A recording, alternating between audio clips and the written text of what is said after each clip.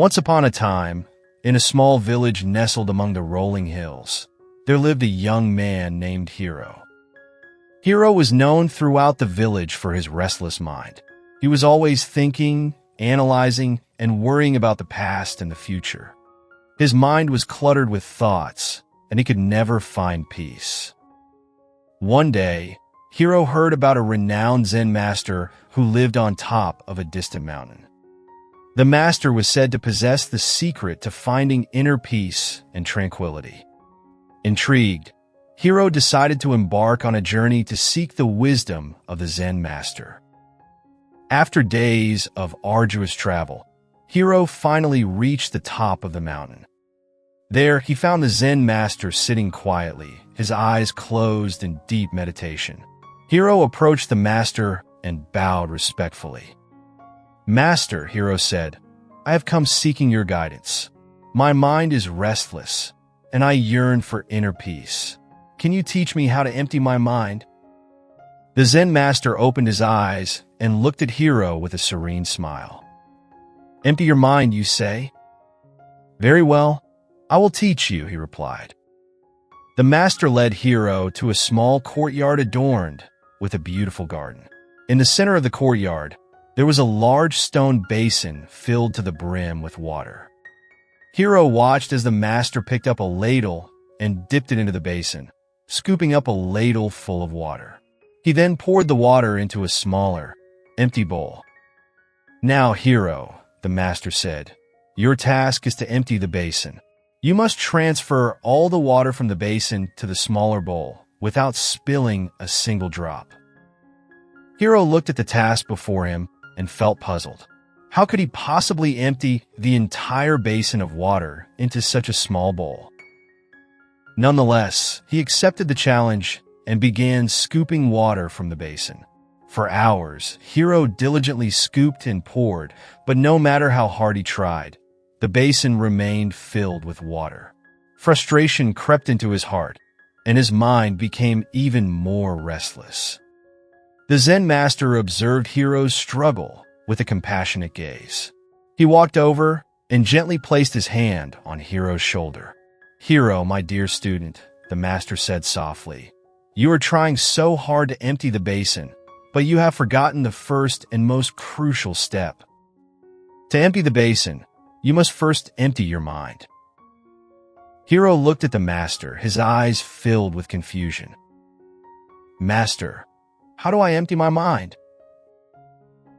The master smiled warmly. "Let go of your worries, your fears, and your attachments," he said. "Focus only on the task at hand. Be fully present in this moment, and the rest will follow." Hiro took a deep breath and let go of his frustration. He stopped trying so hard to empty the basin and instead focused on each scoop of water, savoring the sound and the sensation of it. Gradually, he entered a state of flow, his mind becoming clear and his movements effortless. As Hiro emptied his mind, something miraculous happened. The basin seemed to respond to his newfound tranquility. With each scoop, the water flowed effortlessly into the smaller bowl, and the basin gradually emptied. Finally, Hiro poured the last drop of water into the small bowl. He looked at the Zen master with amazement and gratitude. "You see, Hiro," the master said, "when you empty your mind, you allow the universe to flow through you. You become one with the task at hand, and everything falls into place." Hiro realized that true peace and clarity resided within him all along. From that day forward, he carried the wisdom of the Zen master in his heart. He returned to his village, no longer plagued by restless thoughts or worries about the past and future. Instead, he embraced the present moment, finding peace in every task, no matter how simple or mundane. As time passed, the villagers noticed a change in Hiro.